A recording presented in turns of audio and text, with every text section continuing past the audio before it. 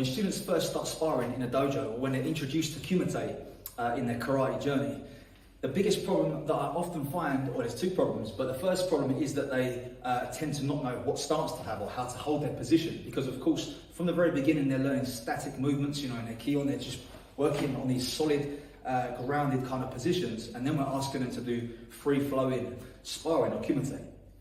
The second problem that I mentioned, and I won't address in this video, but is that they don't know what to do as such. They sort of, because of that static training, they don't know how to flow, but that's for another time. So this video is going to cover that kumite guard, make sure that we understand how we should be sort of moving and standing in our guard or our fighting position in order to be able to freely move and deliver our attacks, and also to be able to defend from. So this video, I'm going to give you a basic stance in which you can work from.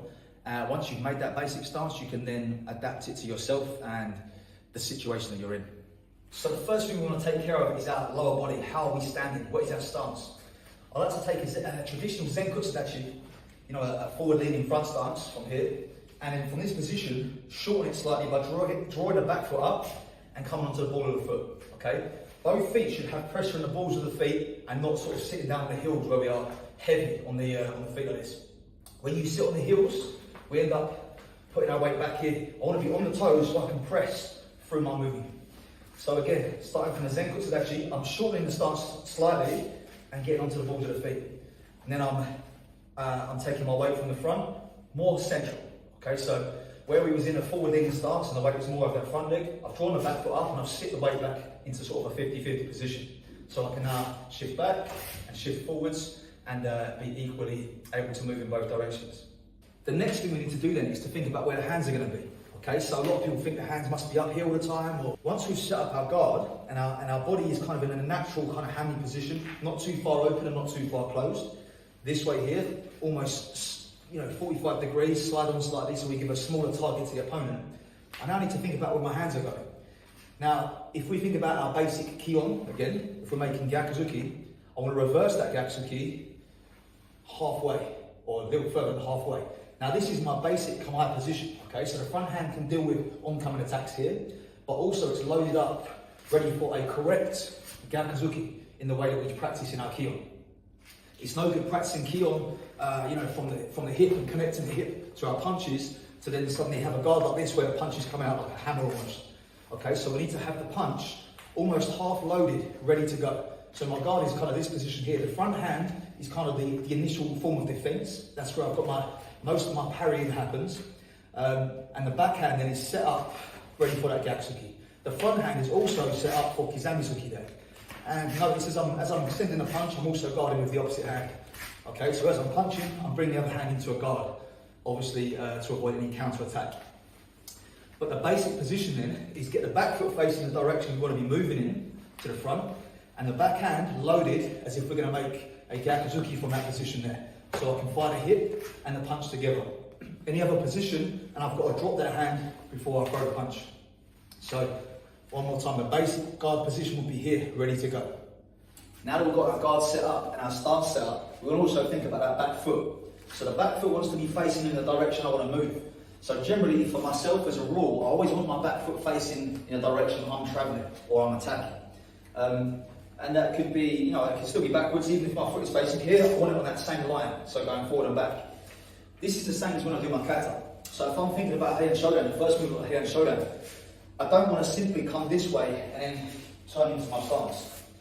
My initial movement is to set up first, and then move into Zenkutsu Dachi this way. Okay, so kumite is no different. I want to do the same thing. I don't want to have my back foot facing out here, and I'm kind of like bouncing up and down like this. I'm kind of very static there and I've got no movement. I want to be turned around this way so I can shift better. I've got a good drive from that back leg. I can drive from that back leg to make my attacks this way. Okay? I want to be here. I can also make backwards movements from there, no problem. When I'm like this, it's very hard to make a forwards movement because my legs and my quads and stuff are not set up in the correct position to generate enough force to go forwards. So I want to be here, my guard is there in that sort of loaded position, ready to go. Again, it's slightly free, we can have our hands in different kind of positions, but the base line of it is here, and then I'm pressing off that back leg. Pressing off the back leg, or shifting back and forwards, driving for my attack. So by coming up onto the toes, I want to almost think of my feet like springs, so I'm always loaded, and I can always move from here. I can be nice and relax, and I can shift and move forward and back or wherever I need to move, offline. We can move in different positions and directions with ease. If I sit down too heavy on the stance, put the heels down, then it becomes very hard to sort of shift around. And of course I'm exaggerating there slightly, but my feelings to be on the spring, not bouncing, bouncing up and down, but more kind of engaged. So I'm here, like the feet are ready to move this way. Different alternatives we could have. We could have the backhand higher and the front hand lower, maybe inviting the uraken sort of position. So we're guarding now this way. I would still maintain the same lower body position, but we could be now having a higher guard there, and we can have the uraken. Maybe more of a kicking sort of stance, because the hands are not in an ideal position to be punching as such.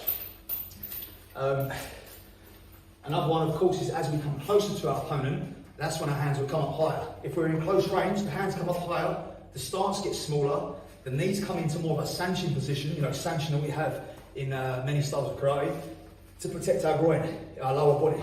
Then we're working with closer range techniques, elbows and all these kind of things. So the guard does change depending on the situation. But if we have a good basic stance, first of all, that Kamae position, like I said, the Kumite guard, then we can then start working from there. So as I was saying earlier, the back foot and the back hand is loaded up correctly for Gatsuki. So if we're in a guard this way, my front hand again, like I said, is parrying. The back leg is connected, ready to drive through. The back hand is loaded in a good position in that we don't need to telegraph the punch so much. We don't have to get it to set up first. So people often say, why are we punching from the hip? We're not punching from the hip as such, we're punching from halfway from that point. The hip is a training exercise to get us through that line of the punch, but really we're set up here more so. So if I'm in the shomen position, like a natural stance, I come off, this is the guard position. Okay, so that's almost like an illusion. I've moved my position, but I'm still there, and I can drive that punch from that position. Okay, so this is where our kion and our basics, our fundamental movements and our kata comes into kumite. It is all one piece, and they all connect together. So drive through the hip, drive the punch, elbow, shoulder, to make the Gyakuzuki this way. If that video was useful to you, drop me a comment, and subscribe if you haven't done already. Check out the karate gi here, the Bokken shirt. I've got a link in my video description with a discount code to get 10% off. So if you're after a new karate gi, check it out.